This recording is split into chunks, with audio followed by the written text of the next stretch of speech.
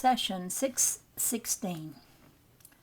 As we sat waiting for the session to begin, Jane told me she had just picked up the heading for Chapter 3 of Seth's book, Telepathy and Belief Gatherings, or Ideal Gatherings. She wasn't sure which. We'll see how close she came. At 9:25 she said, "I'm getting ready to start now, I can tell." She lit a cigarette and looked off to one side and down, her attention already turned inward as she prepared to physically join a very familiar energy personality essence, as Seth calls himself. "Good evening." "Good evening, Seth. Now, we will resume dictation. I quite realize that many of my statements will contradict the beliefs of those of you who accept the ideal that the conscious mind is relatively powerless and that the answers to problems lie hidden beneath. Obviously, the conscious mind is a phenomena, not a thing. It is ever changing. It can be concentrated or turned by the ego in literally endless directions. It can view outward reality or turn inward, observing its own contents. There are gradations and fluctuations within its activity. It is far more flexible than you give it credit for. The ego can use the conscious mind almost entirely as a way of perceiving external or internal realities that coincide with its own beliefs. It is not that certain answers do not lie openly accessible, therefore, but that often you have set yourself on a course of action in which you believe, and you do not want to open yourself to any material that may contradict your current beliefs. If you are sick, for example, there is a reason. To recover thoroughly without taking on new symptoms, you must discover the reason. You may dislike your illness, but it is a course you have decided upon. While you are convinced that the course is necessary, you will keep the symptoms. Now, these may be the result of one specific belief or caused by a complex of beliefs held together. The beliefs, of course, will be accepted by you not as beliefs, but as reality. Once you understand that you form your reality, then you must begin to examine these beliefs by letting the conscious mind freely examine its own contents. We will speak about health and illness more specifically later in the book. I would like to make one point here, however, that often psychoanalysis is simply a game of hide and seek, in which you continue to relinquish responsibility for your actions and reality, and assign the basic cause to some area of the psyche, hidden in a dark forest of the past. Then you give yourself the task of finding this secret. In so doing, you never think of looking for it in the conscious mind, since you are convinced that all deep answers lie far beneath. And, moreover, that your consciousness is not only unable to help you, but will often send up camouflage instead. So you play that game. When and if you manage to change your beliefs in that self-deceptive framework, then any suitable forgotten event from the past will be used as a catalyst. One would do as well as another. The basic beliefs, however, were always in your conscious mind, and the reasons for your behavior. You simply had not examined its contents with the realization that your beliefs were not necessarily reality, but often your conceptions of it. At the same time, in psychoanalysis, you are often programmed to believe that the unconscious, being the source of such dark secrets, cannot be counted upon as any bed of creativity or inspiration, and so you are denied the help that the inner portions of the self could give to your consciousness. Usually, when you do examine your conscious mind, you do so looking through or with your own structured beliefs. The knowledge that your beliefs are not necessarily reality will allow you to be aware of all the data that is consciously available to you. I am not telling you to examine your thoughts so frequently and with such vigor that you get in your own way, but you are not fully conscious unless you are aware of the contents of your conscious mind. I am also emphasizing the fact that the conscious mind is equipped to receive information from the inner self as well as the exterior universe. I am not telling you to inhibit thoughts or feelings. I am asking that you become aware of those you have. Realize that they form your reality. Concentrate upon those that give you the results that you want.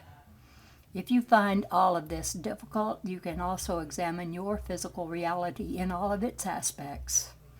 Realize that your physical experience and environment is the materialization of your beliefs.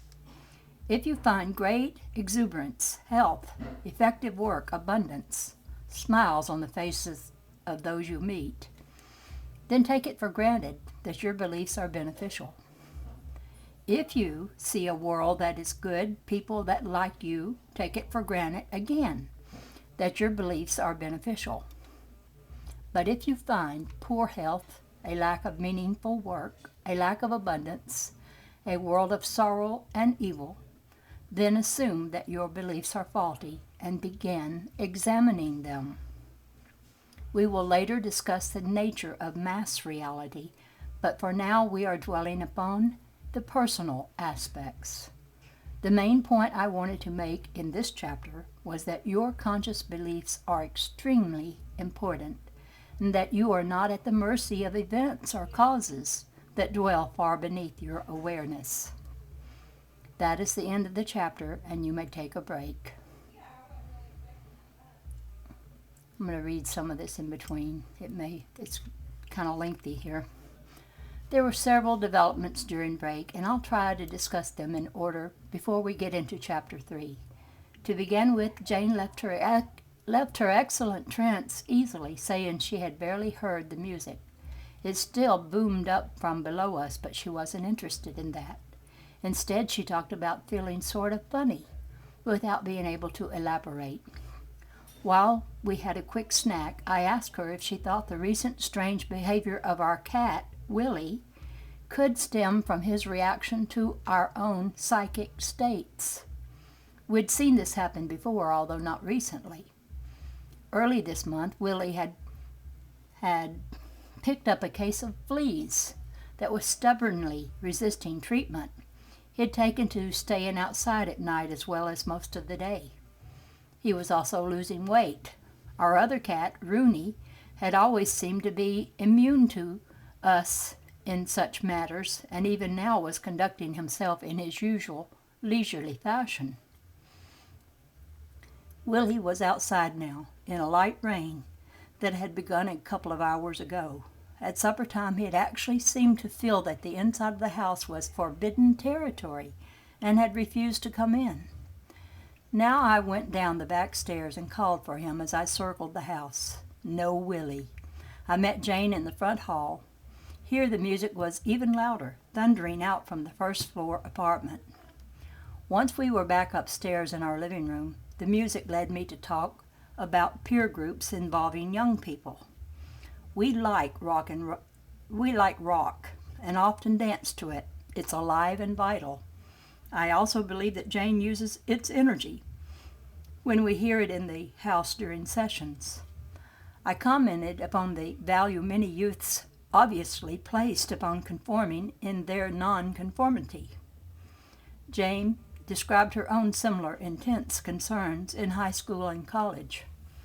I had evidently chosen not to be much influenced by those factors, though I'd always been something of a loner. I asked that Seth comment upon Willie's behavior, if he cared to, after dictation. Then Jane said, "I knew I was feeling funny tonight. Now I get it. It's like I've got 3 channels from Seth going on at once. I've even got directions." She pointed off to her upper right as she sat in her rocker. "Seth comes through on his book from here on this channel." Next she indicated her lower right. Then over there immediately available is Seth on You and Me and Willie, and also on the portrait you asked me about the other day, the one you just finished. Over here now, Jane said, designating her upper left, is Seth on what you were just saying about peer groups, how young people feel it's so important to fit in with their own kind and why I felt that way but you didn't. Hey, I even got a bunch of history about that all ready to deliver. A lot of material on each ideal. I was really confused for a while, yet now I see that each thing's separate, already prepared by Seth. You're not going to get 2 sentences about one subject, then switch to another one. Jane laughed. Which channel do you want? I'm keeping my mouth shut, I said, joking. How about going back to the book? I thought doing that would help her control the proliferation of channels until we could hear more about the development. The possibility had been indicated often.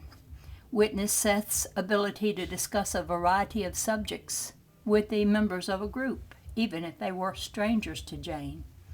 The new step in her abilities would be her conscious awareness of the blocks of material already prepared and awaiting delivery. Jane promptly agreed to resume book work. I've never felt just this way before, like I've been programmed in advance. It is as though I need 3 voice boxes. That's really weird. I do get it as sound, though. If I could talk 3 times at once, I could deliver finished material on those 3 things. Now I have to pick the right channel to get Seth back on his book. And it almost seems that if someone else came here now and mentioned a subject, I'd have that information all ready too. Each channel is as clear as a bell. There's no static or bleed through between them. There, now I've just got another one. Jane pointed to her lower left, and it explains all of this. She laughed again. Just call me Station Jane. Chapter 3. Seth returned in a humorous manner.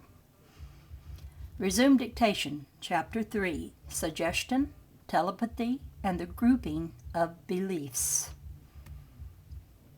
Ideas have an electromagnetic reality. Beliefs are strong ideas about the nature of reality. Ideas generate emotion. Like attracts like. So similar ideal groups about each other, and you accept those that fit in with your particular system of ideas. The ego attempts to maintain a clear point of focus, of stability, so that it can direct the light of the conscious mind with some precision and concentrate its focus in areas of actuality that seem permanent. As mentioned, the ego, while a portion of the whole self, can be defined as a psychological structure composed of characteristics belonging to the personality as a whole, organized together to form a surface identity. Now, generally speaking, through the period of a lifetime, this allows for the easy emergence of many tendencies and abilities. It permits many more potentials to emerge than would otherwise be possible. If this were not the case, for example, your interest throughout life would not change. The ego, while appearing to be permanent, then forever changes as it adapts to new characteristics from the whole self and lets others recede. Otherwise, it would not be responsive to the needs and desires of the entire personality. Because it is intimately connected with other portions of the self, it does not basically feel alienated or alone, but proudly acts as the director of the conscious mind's focus. It is an adjunct of the conscious mind in that respect. Basically, it understands its source and its nature. It is the portion of the mind, then, that looks out upon physical reality and surveys it in relation to those characteristics of which it is composed at any given time. It makes its judgments according to its own ideal of itself. It is the most physically oriented portion of your inner self, but it is not, however, apart from your inner self. It sits on the windowsill, so to speak, between you and the exterior world. It can also look in both directions. It makes judgments about the nature of reality in relationship to it and your needs. It accepts or does not accept beliefs. It cannot shut out information from your conscious mind, however, but it can refuse to pay attention to it. This does not mean that the information becomes unconscious. It is simply thrown into a corner of your mind, unassimilated and not organized into the parcel of beliefs upon which you are presently concentrating. It is there if you look for it. It is not invisible, nor do you have to know exactly what you are looking for, which of course would make the situation nearly impossible.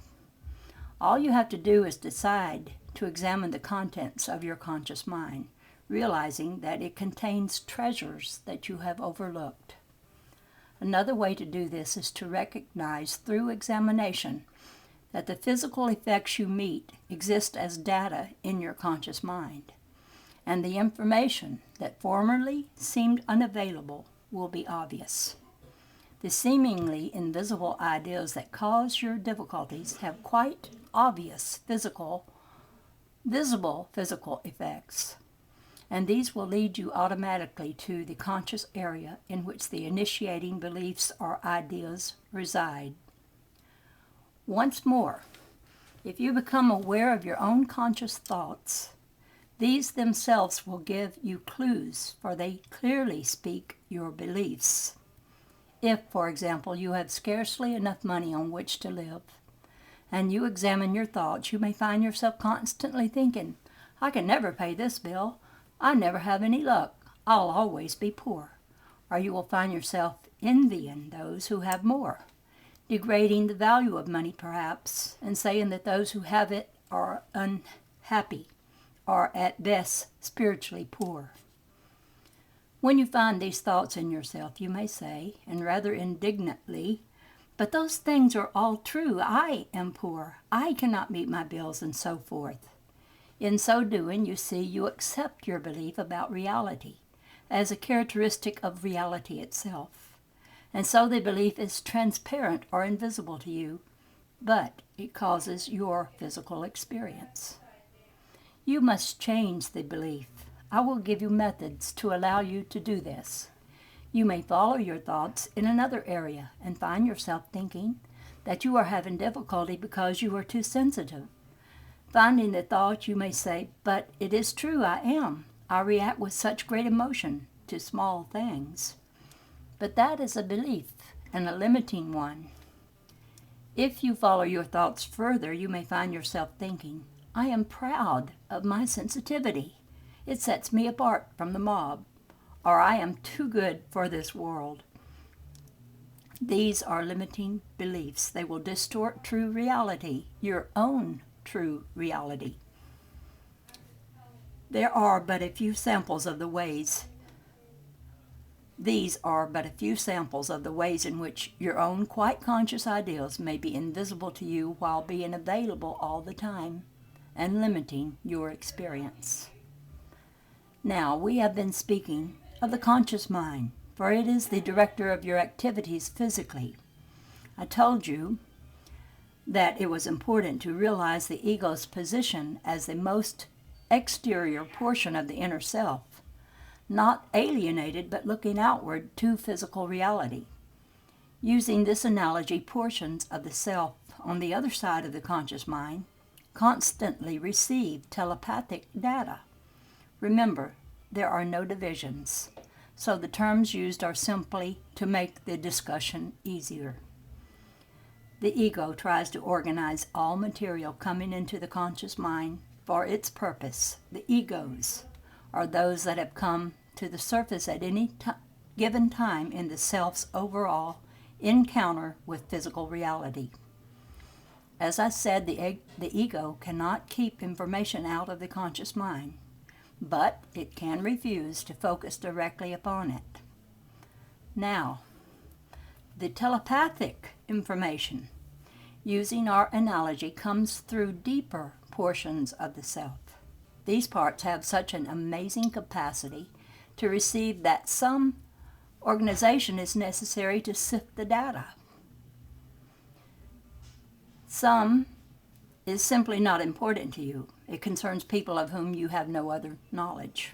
You are a sender and a receiver. Because ideas have an electromagnetic reality, beliefs, because of their intensity, radiate strongly. Due to the organizing structure of your own psychological nature, similar beliefs congregate, and you will readily accept those with which you already agree. Limiting ideas, therefore, predispose you to accept others of a similar nature. Exuberant ideas of freedom, spontaneity, and joy automatically collect others of their kind also. There is a constant interplay between yourself and others in the exchange of ideas, both telepathically and on a conscious level. This interchange follows, again, your conscious beliefs. It is fashionable in some circles to believe that you react physically to telepathically received messages, despite your conscious belief or ideas. This is not the case. You react only to those telepathic messages that fit in with your conscious ideas about yourself and your reality. Let me add that the conscious mind is itself spontaneous. It enjoys playing with its own contents. So I am not here recommending a type of stern mental discipline in which you examine yourself at every moment. I am telling you about countering measures that you can take in areas in which you are not pleased with your experience. Do you want a break? Yes, I guess so. We will indeed then. And then I'll go down to where they begin again. Now, give us a moment for Willie. In an odd way, he is himself somewhat frightened of his behavior. Rupert has decided to leave the house more often and be free to go outside whenever he wishes, not to spend so much time inside because of his work. Now he has sent Willie out as a testing device, and the cat does not know exactly what has happened. Willie likes to go out, but he is not used to being out all of the time. To an extent, he feels banished. He simply picked up Rupert's feelings now, which are strong, and Rupert's growing vehemence of intent. In a way, those were not directed at the cat, yet Rupert also knew the cat would pick them up. Willie was always the house cat, you see, and Jane stayed in the house all day writing. So it is the house cat who changes habits rather than Rooney, our other cat. To an extent, you both acquiesced, the doors being left open. You obviously have only to keep them closed. Do you follow me here? Yes. Now give us a moment. Rupert is beginning now to itch to go out, but it is the cat who itches. Your Willie is in no danger, but show him your love and regulate his ingoing and outgoing. Not that Rupert need regulate his, but that his distraction or impatience causes the cat to overreact. Now, Rupert's sensing of the channels does represent a development and has been possible for some time, but it is only now entering his experience. Do remind him of his success in this and other areas, for the feeling and reality of success can and will be carried over. I will end our session. I will see to it that I speak about your painting before or after book dictation. I am on Channel 1 this evening. My heartiest regards. Good evening. Good evening, Seth. After coming out of trance, Jane attempted to describe a manifestation which, although invisible, was hovering before us now like a big oval type of thing. It was made up of a group of energies that could represent a personality like Seth, she said, yet it was nameless. It was just there and gave her no feeling, particularly that it was going to be of assistance. Jane had trouble being precise about the effect and her feelings in connection with it, and I had difficulty translating her narrative into written words. I mention it here in case something develops. She's had similar perceptions occasionally before. By now, the members of ESP class are staying on top of each session for the book, implementing the material before the chapters are finished. So are Jane and I. It looks like all of us will grow as the book does. A note added a few days later. This session was held on Wednesday. We had guests the following Friday evening, and as Jane described the multiple channel effects to them, she realized that she was tuning into some of Seth's backlog of data about peer groups and the need to conform. Seth hadn't actually given us the material during Wednesday's session, nor did he now. Instead, Jane verbalized it on her own to some extent. The next morning, I asked her to note down what she remembered of it. Telling Rob and our friends about the channels that I became aware of in the last session, Jane wrote, I suddenly began drawing upon the one that with the information about conformity and the need for individual expression. I realized that Seth had a great amount of information all gathered, and there, including the biological foundations of both characteristics. Take the amoeba, a one-celled microscopic animal, for instance. I knew that the protoplasm in the amoeba, the essential living matter, represents the individual needing to go out quality. Yet the protoplasm must conform to its environment, in this case the amoeba's body, which can only move as a unit when directed by the individualistic need to react to stimuli. The protoplasm, while reacting on its own, has to take the cell form into consideration. This ensures the integrity of the whole unit. To move, the protoplasm must necessarily move the whole thing. This is just a sample of the implications called up by Rob's talk about peer groups in the session Wednesday. The material itself has much more available on biological aspects, plus cultural and historical ones. It could also discuss the same question from the view of the growth of the human body and the development, say, of cancer cells that break out of a conforming pattern and superimpose a new one, their own, on the unit structure. There, I just got that last sentence as I finished this account. That idea is something new for me, too. Session 617. While we were eating breakfast this morning, Jane and I heard a peculiar, multiple barking sound that came from the sky. I leaned out of a window just in time to see a large formation of geese fly over, obviously southbound for the winter. They flew low, I thought, their formation unbalanced. One tail of their inverted V was much longer than the other. Inside the V, as though being protected, flew a small group that was not in formation. I found the spectacle strangely moving, and so did Jane. We marveled at the inherent order of the migration, the loud honking that so proudly demonstrated its rightness. Others we saw were impressed too. Men doing flood repair work in a downstairs apartment came outside to stand in the driveway, staring skyward. I took the flight as another sign of nature's amazing variety and vitality, a strong reminder of values I was afraid we humans often denigrated. Jane's delivery as Seth was fast from the beginning of the session. Good evening. Good evening, Seth. We will resume dictation.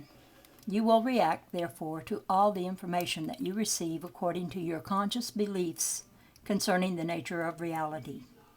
The deeper portions of the self do not have to take the ego's idea of time into consideration, so those portions of the self also deal with data that would ordinarily escape the ego's perception, perhaps until a certain point of ego time was reached. The ego, which must manipulate most directly with the everyday world, takes time, clock time, quite seriously. Even the ego, however, realizes to some extent that clock time is a convention, but it does not like such conventions broken. It will often neglect any clairvoyant or precognitive material that comes into the conscious mind from the deeper portions of the self. On occasion, when the ego recognizes that such data can be highly practical, it then becomes more liberal in its recognition of it, but only when such information fits in with its concepts of what is possible and not possible. Now, the ego's concepts are your concepts, since it is a part of you. If you dwell on ideas of danger or potential disaster, if you think of the world mainly in terms of your physical survival, and consider all those circumstances that may work against it, then you may find yourself suddenly aware of precognitive dreams that foretell incidents of accidents, earthquakes, robberies, or murders. Your own idea of the perilous nature of existence becomes so strong that the ego allows this data to emerge even though it is out of time, because your fearful beliefs convince it that you must be on guard. The incidents do not even have to involve you. From all the unconscious, telepathic, and clairvoyant data available, however, you will be aware of this particular grouping, and it will only serve to reinforce your idea that existence is above all perilous. If this information becomes available in the dream state, you may then say, I am frightened of my dreams. My bad dreams so often come true. So you try to inhibit the memory of your dreams. Instead, you should examine your conscious beliefs, for they are so strong that they are causing you not only to focus upon calamity in the physical world, but to use your inner abilities to the same end. Telepathic communication is constant. This is usually at an unconscious level merely because your conscious mind is in a state of becoming. It cannot hold all of the information you possess.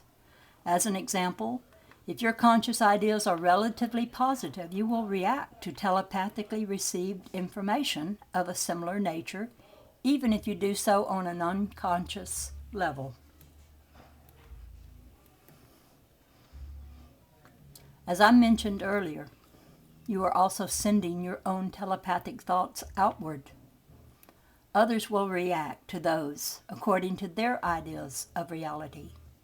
A family can constantly reinforce its joy, gaiety, and spontaneity by concentrating on ideals of vitality, strength, and creativity, or it can let half of its energy slip away by reinforcing resentments, angers, and thoughts of doubt and failure.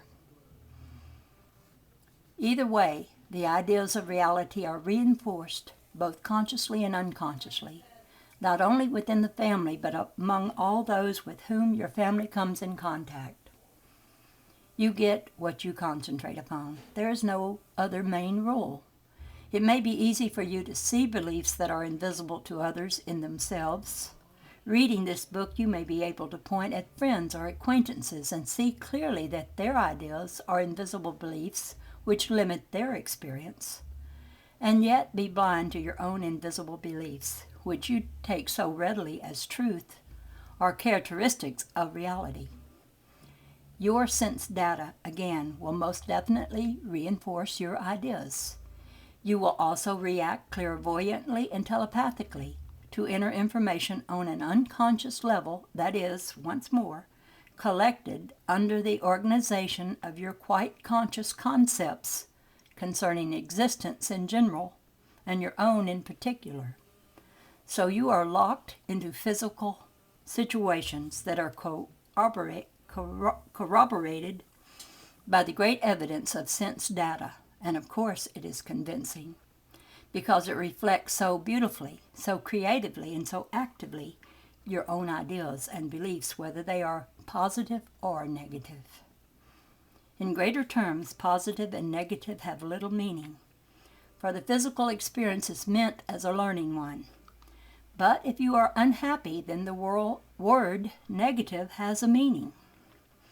I expect that by now my readers have at least begun to examine their beliefs and perhaps obtained a glimpse of some invisible ones that had been accepted before as definite aspects of reality.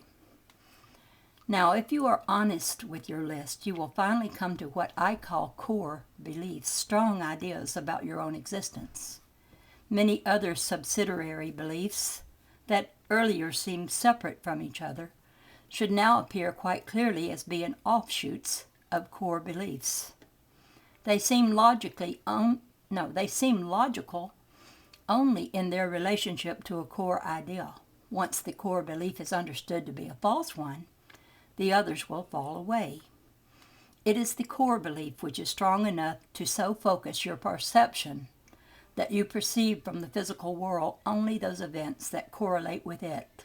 It is also the strength of the core belief that draws up from the vast bank of inner knowledge only those events that seem to fit within its organization. Now let me give you a brief example of a core belief. It is a blanket belief. Human nature is inherently evil. This is a core belief. About it will spring events that only serve to reinforce it. Experiences, both personal and global, will come into the perception of a person who holds this belief that will only serve to deepen it further.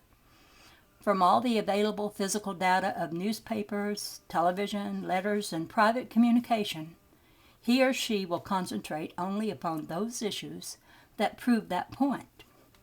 Suspicion of others will grow, to say nothing about the individual's personal distrust. The belief will reach into the most intimate areas of his or her life, and finally, no evidence will seem to be available to disprove it. This is a sample of an invisible core belief at its worst. A person holding it will not trust a mate, family, friends, colleges, country, or the world in general. Another more personal core belief: my life is worthless. What I do is meaningless. Now, a person who holds such an ideal will ordinarily not recognize it as an invisible belief. Instead, he or she may emotionally feel that life has no meaning, that individual action is meaningless, that death is annihilation, and connected to this will be a conglomeration of subsidiary beliefs that deeply affect the family involved and all those with whom such a person comes in contact. In writing down your list of personal beliefs, therefore, leave nothing out. Examine the list as though it belonged to someone else.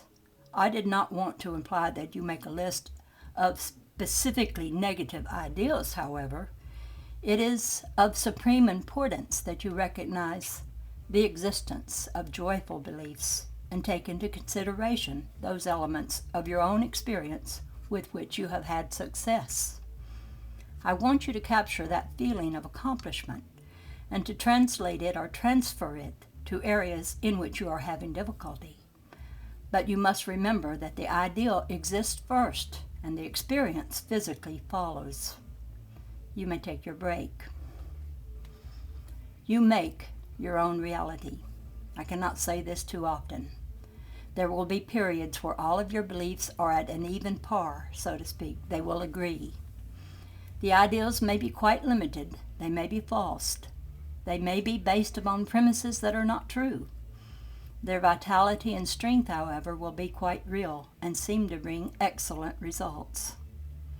Wealth is everything. Now, that ideal is far from a truth. The person who accepts it completely, though, will be wealthy and in excellent health, and everything will fit in quite well with his beliefs. Yet the ideal is still a belief about reality, and so there will be invisible gulfs in his experience of which he is ignorant.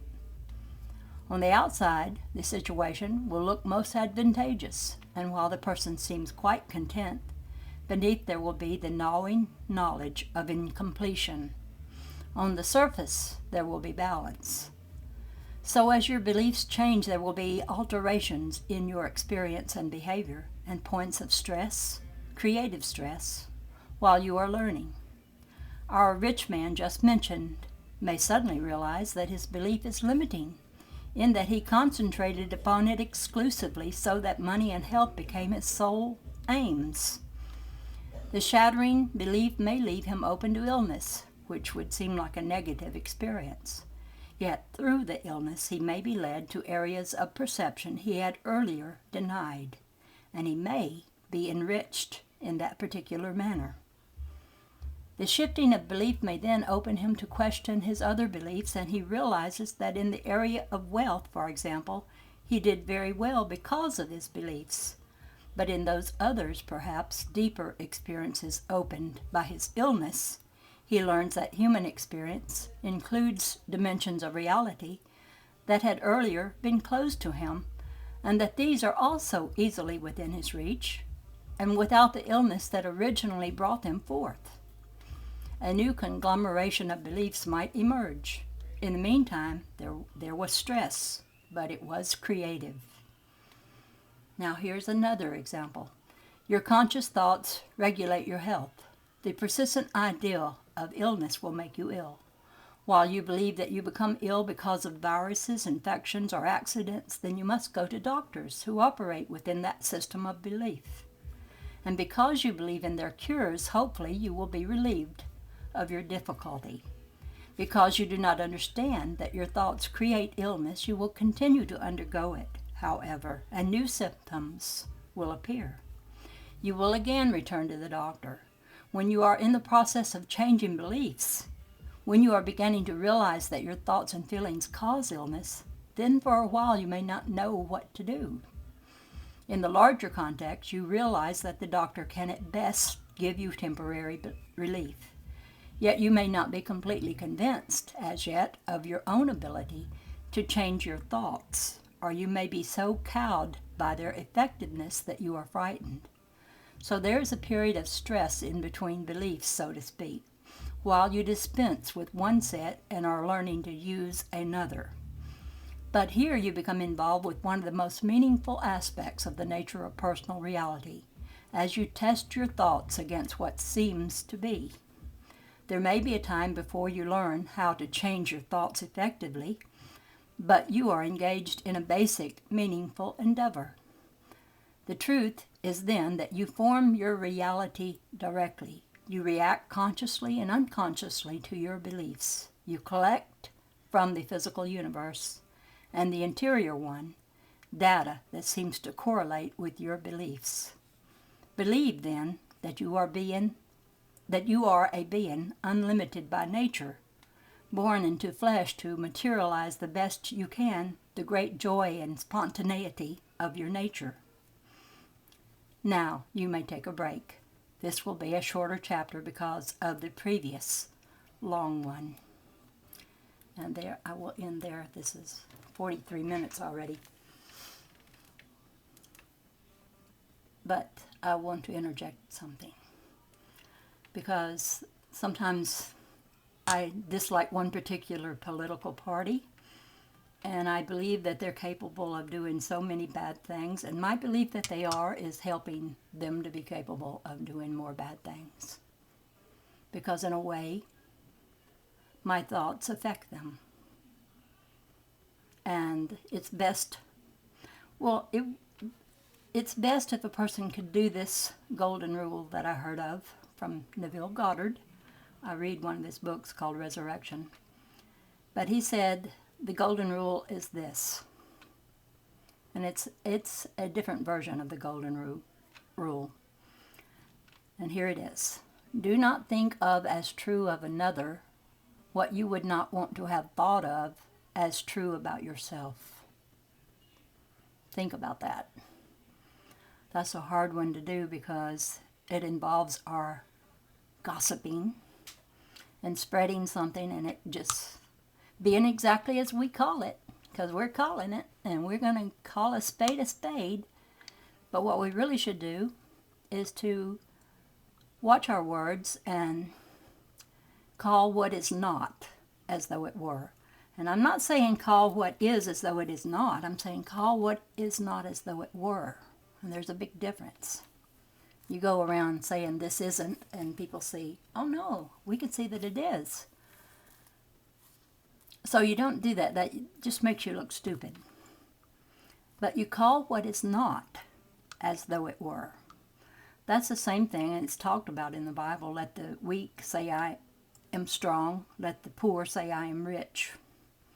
You might just want to whisper it to yourself at first, because otherwise people might think you're calling what is as though it isn't. But the secret is to call what is not as though it were. Another way that Neville Goddard said was wish without worrying. The 3 big W's. Wish without worrying. And think from the place of the end. Don't think of all the problems you might encounter, but think, this is what I want, and see the end, yourself getting what you want. And don't worry about the middle part. We're only responsible for the beginning and the end. The middle part is a mysterious part where you get help, sometimes miraculously, but things just line up for you because you're seeing the end and you're not worried about the middle part, except that you're willing to do what you have to do. And you know you'll be led to do the right thing.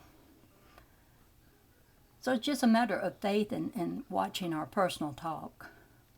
And sometimes I've said this, the only one that needs convincing is ourselves. If I could just convince myself of this, this would all work so much better. So really we are the only one we need to convince. And this is the Dove Lady, and that's all I have to say for that part. And I will begin the next session. Probably tomorrow I'll start it. For those of you who seem to be following this. I'm reading this for the second time because I read it before, but that was back when I only had 10 minutes of YouTube time. But now I have almost an hour.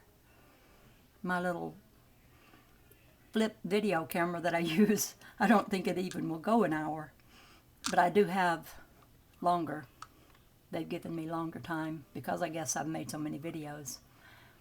And I'm glad of that. So I'm redoing this particular book called, now I'm forgetting the name of the book I'm reading. I'm crazy. No, I'm not crazy. I gotta get out of that habit of having a core belief. The Nature of Personal Reality. That's what it's called. But anyway, I'll talk to you later. Bye for now.